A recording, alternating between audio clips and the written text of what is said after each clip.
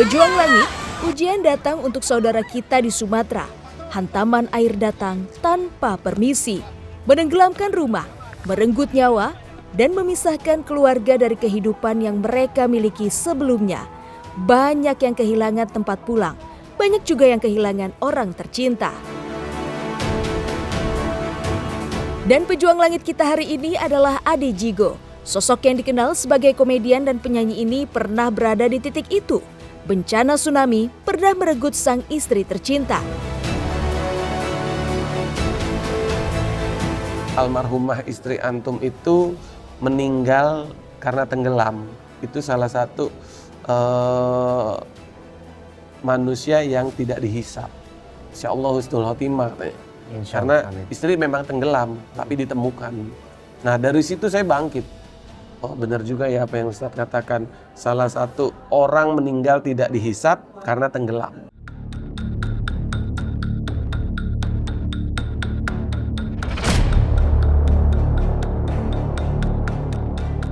Ya, pejuang langit pada tahun 2018 Ade Djigo merasakan langsung dahsyatnya tsunami lebih dari 3 meter di hadapannya. Air datang menyeret apa saja dan membuatnya tenggelam dalam kepanikan. Ade kehilangan banyak sahabat, keluarga, dan juga orang-orang yang ia cintai. Namun di tengah ujian itu, Ade Djigo memegang satu keyakinan, satu jalur langit yang ia jadikan pegangan hidup sebagai pintu pertolongan dari Allah Subhanahu wa Ta'ala, yaitu silaturahmi. Ngumpulnya di sini. Pokoknya ngirup udara pagi tuh nikmatnya luar biasa Om. Habis sholat subuh, terus sarapan. Habis itu nyalain motor. Alhamdulillah sampai juga. Pejuang langit saat ini Ade Djigo aktif di dunia otomotif dan menjadi bagian dari komunitas motor. Namun ini bukanlah sekedar komunitas biasa, bukan hanya soal hobi atau perjalanan. Bagi Ade Djigo, ini adalah cara membuka pintu rezeki dari Allah Subhanahu wa Ta'ala. Meluaskan silaturahmi, bertemu banyak orang, menjaga hubungan, dan menebar manfaat. Silaturahmi itu kan banyak orang memperpanjang umur katanya. Ya sebenarnya bukan memperpanjang, lebih kualitas umur kita tuh lebih bermanfaat gitu. Selain ya minimal kita ketemu orang nih, mampir ke Bang Haji Arul, nih yang punya Setu Babakan nih. Wah. Main Setu Babakan, bensin kita habis, mampir ke rumah dia, dikasih sayur asem. Pejuang langit komunitas ini tidak sekedar bertemu dan berjalan bersama di berbagai daerah. Lebih dari itu, Ade jadikan sebagai ladang pahala bagi semua yang terlibat. Setiap minggu ada program berbagi yang terus dijaga, mulai dari menyalurkan semen untuk pembangunan masjid hingga berbagi beras untuk pesantren dan santri. Dan Masya Allahnya, semuanya adalah dari para anggota komunitas motor. Allahu Akbar. Alhamdulillah hari ini kita juga sekaligus mau penggalangan donasi. Ada dua, yang pertama merapikan musola. Jadi donasi yang sudah terkumpul dari online kita pecah dua untuk musola dan untuk tambahan Sumatera. Niatkan untuk kebaikan, semuanya kita niatkan untuk saudara-saudara kita. Apapun yang kita berikan semoga bisa bermanfaat. Amin. Dan Allah kembalikan rezeki kita untuk saudara-saudara kita yang lebih banyak lagi. Amin ya rabbal alamin ya. Jadi guru saya bilang bahwa jangan tunggu kaya untuk bersedekah, tapi bersedekahlah, insya Allah akan mencukupi kebutuhan kita. Gitu. Ini ada beberapa teman-teman komunitas juga kita ajak penggalangan donasi. Ya. Baik. Ini kita berbagi kepedulian buat Sumatera. Silakan Abang, terima kasih atas rezekinya.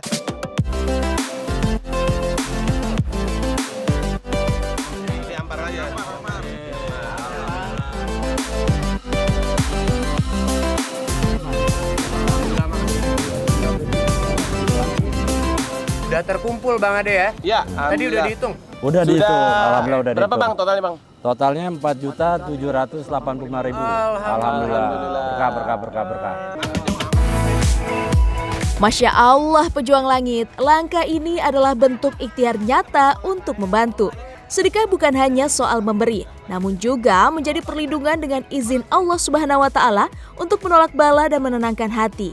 Bahkan dari rutin bersedekah dan berbagi, bisa sambil mengingat Allah di setiap langkah.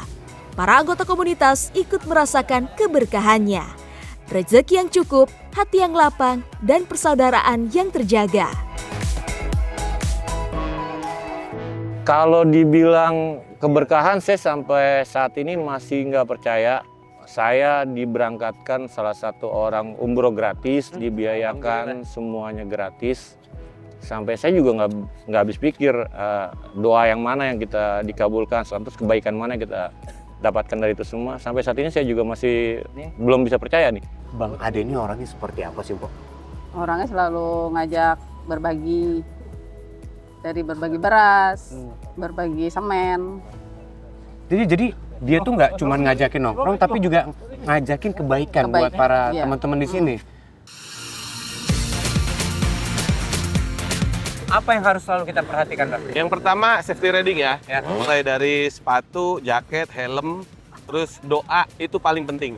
Subhanalladzi sakhara lana hadza wa ma kunna lahu muqrinin wa inna rabbina lamun qalibun. Masya Allah. Pejuang langit, Ade Jigo terlahir bukanlah dari keluarga berkecukupan. Ade pernah menjalani hidup sebagai pengamen demi memenuhi kebutuhan sehari-hari. Segalanya sekali lagi. Asik. Amin. Hei. Apa sih? Bento ini sekali lagi asik gitu. Versi Melayu lambat. Asik. Amin. Perlahan hidupnya pun berubah. Keberuntungan datang saat ia tergabung dalam sebuah grup band dan ikut dalam ajang pencarian bakat komedi. Namanya mulai dikenal, panggung datang, dan hidup terlihat naik. Ini Lebih rame. Ada berapa komunitas nih, Bang Robert? Ini gabungan, tapi kalau diperkirakan mungkin kurang lebih 300 sampai 500 motor. Masya Allah, kebayang tuh silaturahminya bakal seseru apa tuh ya, Bang ya? Alhamdulillah. Ini udah mau mulai? Udah mau mulai, Masya Allah, kita ikutin ya Pejuang Langit. Ayo Bang Ade. Tapi siapa sangka Pejuang Langit, masa bandnya dahulu bukanlah puncak kehidupan dan bukan masa paling berkahnya. Keberkahan itu justru Ade rasakan pada saat ini, setelah Ade hijrah dan setelah ia memilih lebih dekat dengan Allah Subhanahu wa Ta'ala. Namanya semakin dikenal dengan cara yang baik. Kepercayaan datang. Ia dijadikan berbagai brand ambassador, panggilan manggung, dan berbagai pintu rezeki lainnya terbuka. Allahu Akbar. Kalau dulu orang pada mengenal saya Ade Timlo. Dulu saya jadi Timlo itu pakai wig Dora. Dan kebetulan wignya udah kanyut waktu kejadian tsunami Banten. Akhirnya sekarang saya pakai udeng. Ini kan bagian dari pekerjaan ya. Memang istri juga selalu mengingatkan. Ini kan kita ada di jalan raya dengan motor. Betul. Jadi minimal saya untuk keluar rumah tuh dapat ridhonya istri. Karena itu penting, Om. Menurut saya ridhonya Allah kan ridhonya orang tua. Betul. Sementara saya sudah tidak punya orang tua, ya istri. Istri itu doanya insya Allah dikabul ya.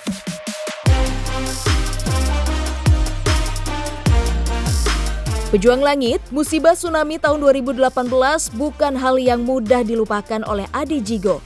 Ia merasakan langsung terjangan ombak yang tinggi. Detik-detik menegangkan yang mengubah hidupnya selamanya. Dalam musibah ini, ia kehilangan teman bandnya almarhum A.A. Jimmy dan juga personil band Seventeen. Namun yang paling berat bagi Ade adalah saat Allah Subhanahu wa Ta'ala memanggil istri tercintanya. Ujian itu bukanlah untuk menghancurkan, namun untuk menyadarkan dirinya. Dari titik itu, hijrah Ade Jigo dimulai. Anissa 78 artinya dimanapun kamu berada, kematian akan mendapatkan kamu. Kendati pun kamu berada di dalam benteng yang tinggi dan kokoh. Kembali lagi ke tahun 2018 pada saat itu. Ya.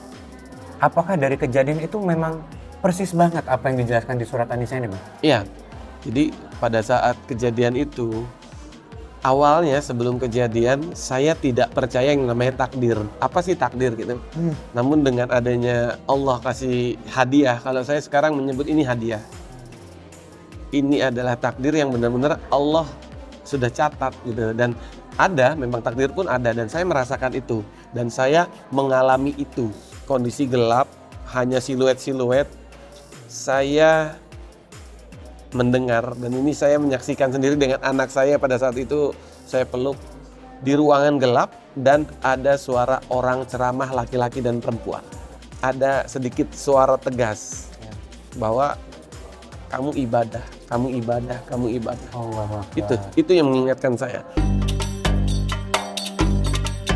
Masih lekat dalam ingatan Ade saat tsunami menerjang, ia tenggelam sambil memeluk anak pertamanya. Momen yang sangat mahal menjadikan pengingat yang sangat nyata dari Allah Subhanahu wa Ta'ala bahwa kematian itu dekat, sangat dekat, bahkan nyaris tak ada sekat. Saat itulah kita baru tahu tidak ada kekuatan apapun yang benar-benar bisa menolong kecuali Allah Subhanahu wa Ta'ala. Ya mungkin doanya acak-acakan ya, campur aduk dengan apa yang saya bisa. Yang pertama saya ingat banget, saya istighfar, terus takbir, tasbih, sholawat, dan doa sapu jagat yang Robbana atina fid dunya hasanah itu kan. Nah itu selalu saya ulang-ulang, dan di situ saya dengan anak tuh cuma saya peluk, saya cuma berpikir, ya Allah, apapun endingnya, mau saya mati ataupun hidup, saya dalam kondisi berpelukan aman. Ade teringat masa lalunya sebelum musibah itu menerpa. Setiap kali diajak mengaji dan mengikuti pengajian, sering sekali ia abaikan. Bukan karena menolak agama, namun karena saat itu dunia masih terasa lebih penting, hingga akhirnya Allah Subhanahu wa Ta'ala memberinya kesempatan kedua, bukan sekedar untuk hidup lebih lama, namun agar ia punya waktu untuk lebih dekat dengan Sang Pencipta. Nah pada saat suatu ketika ketemu sama Mas Ari Untung, satu panggung nih sama beliau. Dek, ngaji yuk, dengan bahasa bercandaan atau ajakan gitu. Ngaji apa bang? Sama teman-teman nih. Cuma di kepala saya berpikir ngaji itu tuh baca Quran, tilawah, benerin tajwid, kayak gitu. Nah pikiran saya seperti itu. Waduh, saya masih baca Quran nih masih kurang gitu kan. Ini jamnya ngaji istilahnya, ini harinya ngaji nih, Sabtu kan ini. Gurunya pada saat itu Ustadz Adi Hidayat. Dengan niat penuh bahwa ini udah saatnya saya hijrah. Jadi pada saat itu Ustadz Adi pun membahas tentang qada dan qadar. Pejuang Langit setelah ikut dalam berbagai kajian, Ade Jigo perlahan memahami satu hal penting, bahwa silaturahmi adalah jalur langitnya. Jalur yang menjaga umur, hidup, dan takdirnya. Ia mulai mengerti pesan Nabi SAW dalam sabdanya. Belajarlah dari nasab kalian yang dapat membantu untuk silaturahmi, karena silaturahmi itu dapat membawa kecintaan dalam keluarga, memperbanyak harta, serta dapat memperpanjang umur. Dengan jalur langit itulah Allah tetap memberikan kemudahan pada dirinya di tempat musibah. Allah Subhanahu wa Ta'ala mempertemukan Ade dengan seluruh keluarganya tanpa halangan. Diberikan kemudahan Allah Subhanahu wa Ta'ala untuk menemukan jenazah sang istri yang ternyata ia temukan di ruangan yang sama di tempat Ade dipertemukan kembali dengan kedua anaknya. Masya Allah. Almarhumah istri antum itu meninggal karena tenggelam. Itu salah satu manusia yang tidak dihisab. Insya Allah husnul khotimah katanya. Karena istri memang tenggelam tapi ditemukan. Nah dari situ saya bangkit. Ustadz yang benar, ada kok suratnya seperti itu, Ustadz bilang. Jadi antum nggak usah sedih, antum harusnya bahagia.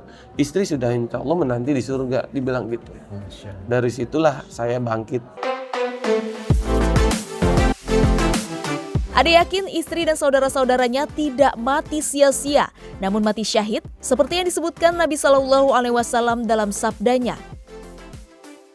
Orang-orang yang mati syahid itu ada 5, yang mati karena wabah ta'un, yang mati karena sakit perut, yang mati tenggelam, yang mati tertimpa reruntuhan, dan gugur di jalan Allah. Pejuang Langit dengan menerima takdir, Ade Jigo belajar ikhlas hingga Allah Subhanahu wa Ta'ala memberinya hadiah yang sangat mahal. Pada tahun 2019, Ade Jigo dipertemukan dengan jodoh baru, seorang wanita yang solehah. Allah Subhanahu wa Ta'ala juga menganugerahkan 1 buah hati. Namun perjalanan pernikahan keduanya juga diuji berupa 2 kali keguguran anak. Subhanallah. Saya nggak mencari kemana-mana, tapi semua ada di Quran. Catatan Allah, semua ada di Quran. Jadi yang menguatkan saya adalah Quran, bahwa benar semua pasti akan kembali kepada Allah. Dan itu percaya, cuma tinggal nunggu kapan. Saya percaya dengan kondisi anak saya yang masih bayi dipanggil Allah, saya bahagia. Di satu sisi saya harus berbahagia. Kenapa? Karena menjadi bidadari yang menyambut orang tuanya nanti di surga. Setelah melewati berbagai ujian, Ade semakin yakin hidup ini memang panggung ujian yang tidak bisa dihindari, tapi untuk dijalani. Ujian itu justru mengingatkan dirinya agar segera mengubah arah hidup makin dekat dengan Allah Subhanahu wa Ta'ala. Dan kami uji mereka dengan nikmat yang baik-baik dan bencana yang buruk-buruk agar mereka kembali kepada kebenaran. Sekali lagi, ujian ini bagi Ade adalah hadiah yang sangat membahagiakan dirinya karena menemukan mutiara hidup yang berharga. Rasulullah SAW bersabda, sungguh besarnya pahala setimpal dengan besarnya cobaan. Dan sungguh Allah Tabaraka wa Ta'ala apabila mencintai suatu kaum akan menguji mereka dengan cobaan. Barang siapa yang ridho, maka baginya keridhaan dari Allah. Sedangkan barang siapa yang marah, maka baginya kemarahan dari Allah. Inilah rumah musyawarah yang menjadi tempat saya belajar. Jadi saya ceritakan apa yang tadi saya alami, dan disinilah saya belajar untuk menjadi lebih baik. Walaupun masih jauh dari kata baik, tapi insya Allah saya punya niat baik. Keberkahan kini menyelimuti hidup Ade Djigo. Allah Subhanahu wa Ta'ala menganugerahkan keluarga tidak hanya istri yang solehah, namun juga anak-anak yang soleh dan solehah. Kini fokus utama Ade adalah menjaga keluarga, memimpin mereka dalam kebaikan, dan mengajari anaknya sebuah jalur langit, amalan mendoakan. Ade Djigo meminta doa kepada istri dan anak-anaknya, dan di saat yang sama mengajarkan anak-anaknya untuk mendoakan orang lain.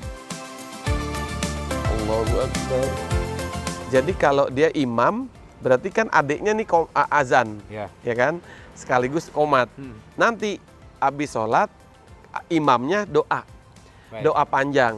Nah, adiknya mau doa juga kan? Saya kirim Al-Fatihah buat orang tua, kakek, nenek, mbahnya yang sudah tidak ada. Khusus untuk adiknya. Jadi mereka kebagian doa masing-masing.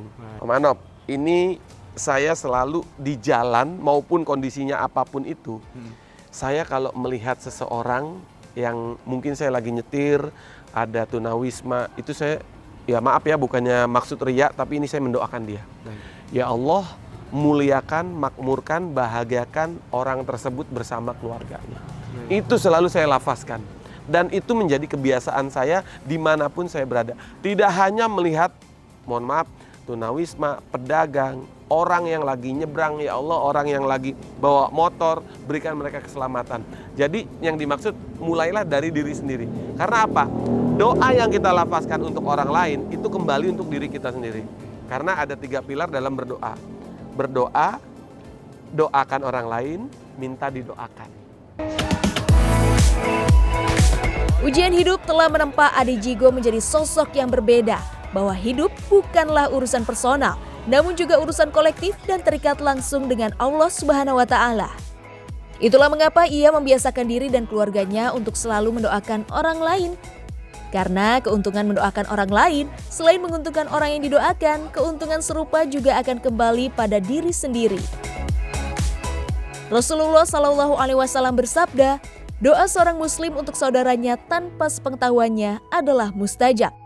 Di sisinya ada malaikat yang bertugas, setiap ia mendoakan kebaikan untuk saudaranya, malaikat itu berkata, amin, dan untukmu yang serupa.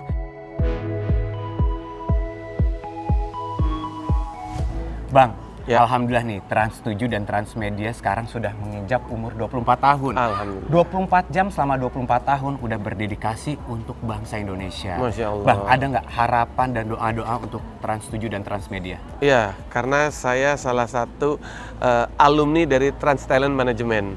Iya, 2 tahun saya di sana. Alhamdulillah. Mudah-mudahan Trans 7 dan Transmedia ini selalu menginspiratif, mengedukasi, berkreasi, dan yang paling penting adalah bermanfaat untuk orang banyak. Amin, insya Allah.